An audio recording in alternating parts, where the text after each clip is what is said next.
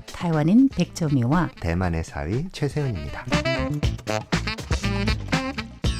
안녕하세요. 대베이토크 최세은 백조미입니다. 한인사 100년 이렇게 돌아보면서 마음이 무거워질 때가 더 많은 것 같아요. 아직까지도 아주 기쁜 이야기가 안 나온 것 같아요. 네.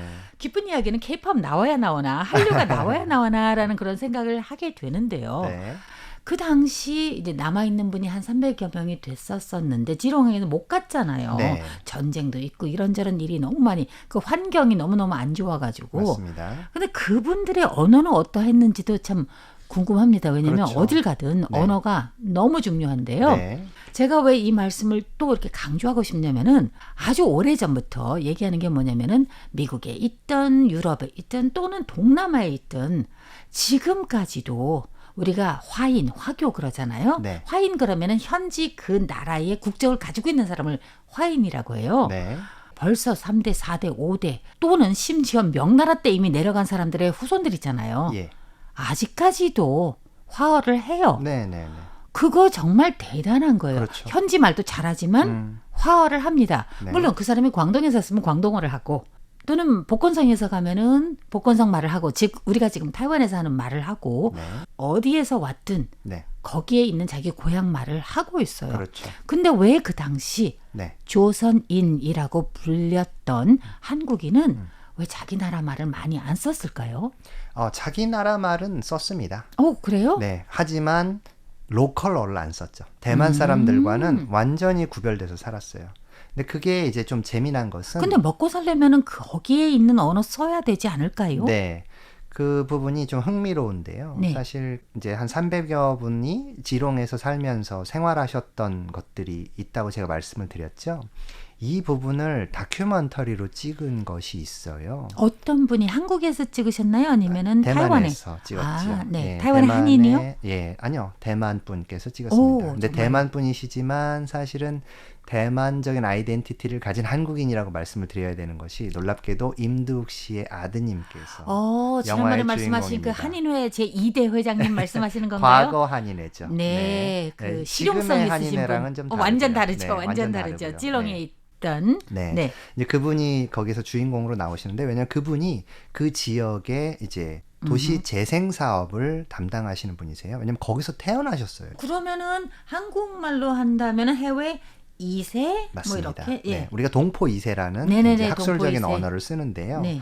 이제 그분이 옛날에 과거에 있었던 이야기를 말씀을 하시면서 우리들이 한인들이 여기서 모여 살면서 두 가지 언어를 썼는데 하나는 일본어고 하나는 조선어다.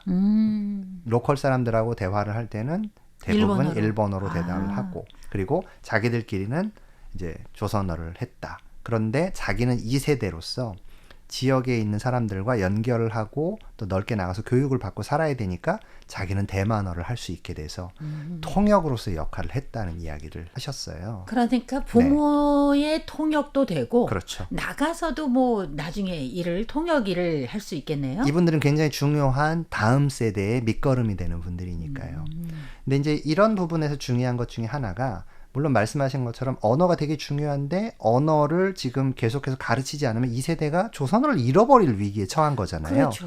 그렇기 때문에 우리가 여기서 지롱 한국학교가 나옵니다. 지금은 한국학교가 타이베이로 이전했죠. 지롱에 있었던 경제권이 네. 타이베이 쪽으로 이동하면서 네. 옮겨가게 된 것인데요. 네. 이 지롱 한국학교가 중요한 이유는 지롱 학교가 단순히 한국어를 가르치기 위한 곳이 아니라 아까 말씀드렸던 것처럼 세대의 단절, 대만에 온 1세대 한인과 2세대가 언어적으로 단절되고 문화적으로 단절되는 것을 막기 위한 것.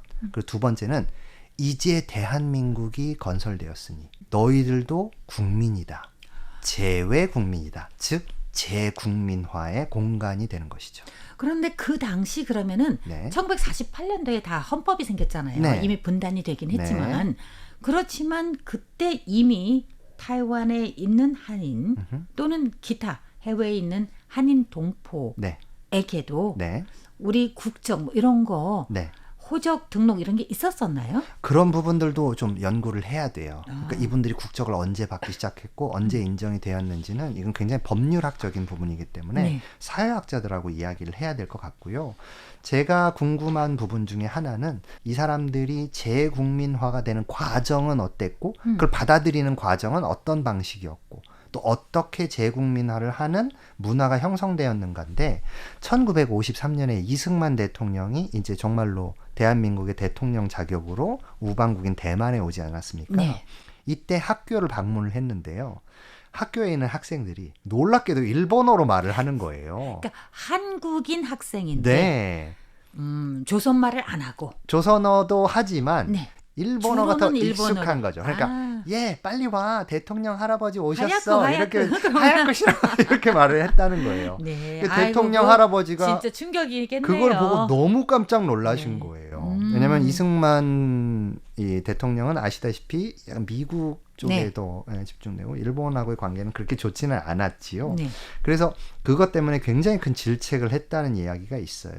그래서 한국어 교육이나 민족 교육을 위해서 이 한국 학교를 만들었는데 여기서 흥미로운 점이 이 한국 학교를 만들고 초대 교장이 되신 분이 우리가 지난 시간에 얘기했던 임두욱 씨입니다. 학교를 경영하는 그러니까 학교를 꾸려나가는 분이 네. 약간은 좀 원래 우리가 생각하는 사회적으로 생각하는 좀 문제가 있으셨던 분인데 나중에는 그 시대 때 한인회의 회장도 하셨던 그러니까 그런 이게 분이죠. 시대적인 전향이라는 부분이 있어요. 네. 왜냐하면 이 한국에 있는 유명한 사립대학들의 네. 창립자들은 물론 이회영 선생처럼 철저한 민족주의자, 철저한 독립운동가도 있습니다. 네. 하지만 굉장히 많은 분들이 시류에 따라서 방향을 바꾸기도 하고 또 우리의 영속성이라든가 아니면 생존을 위해서 이제 좋게 말하면 유연한 태도를 보인 분들이 계신 거죠. 그러니까 어떤 과거의 식민지의 기억 그것이 완전히 다른 시대가 되고 탈식민으로 가야 되는 상황이 됐죠. 더군다나 냉전이라는 시기에서 굉장히 중요한 정체성을 만들어가는 상황이죠. 그렇기 때문에 탈식민적이고 반일적인 식민지 정체성을 만들어가는데 이것이 우리가 말하는 정체성의 정치학입니다.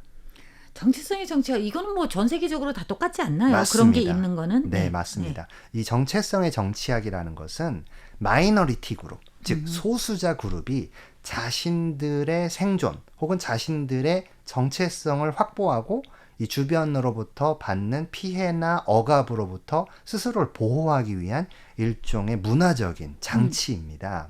한인 사회는 이 정체성의 정치학을 바로 이 탈식민 그리고 냉전 그래서 이 두 가지로 합니다. 이때 또 중요한 것이 종교 공동체예요. 네. 왜냐면 종교 아시다시피, 그러니까 저는 네, 한국은 무조건 개신교 기독교죠. 느낌 네. 느낌은 좀 그렇습니다. 맞습니다. 네. 왜냐하면 아시다시피 남한의 기독교도 역시 평양이나 이북 출신에서 공산주의화를 피해서 내려오신 실향민들이잖아요. 네. 굉장히 철저한 냉전주의와 기독교 복음주의로 무장을 하신 분들이죠. 대륙이 공산화되면서 상해와 그 지역에 있던 분들이 대만으로 많이 건너오셨고 맞아요. 기독교인들도 많이 건너오셨어요. 네. 그중에서 이제 정성원 전도사라는 분이 계시는데요.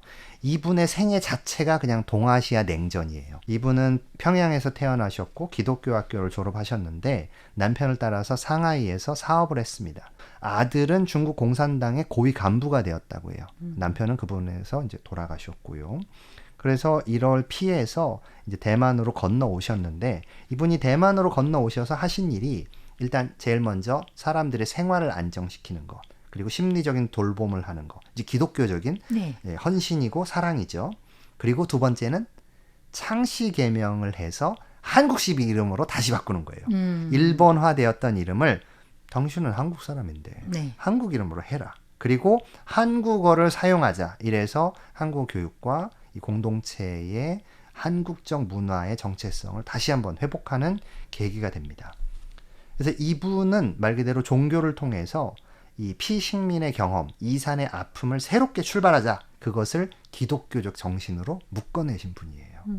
우리가 아주 좋은 일도 많지만 서로들 진짜 한국인하고 타이완인하고는 제일 호흡이 잘 맞는 것 같아요. 저는 그런 느낌이에요. 하지만 우리가 참 불편했던 시기가 있었었죠. 그렇죠. 이거 절대로 1992년을 그냥 넘길 수는 없을 것 같은데 맞습니다. 그리고 다음 주에 옛날 이야기 한번 해봐야 될 것 같네요. 오늘 대배덕구에서 끝마칩니다. 진행해 최세은 백점이었습니다. 여러분 감사합니다. 감사합니다.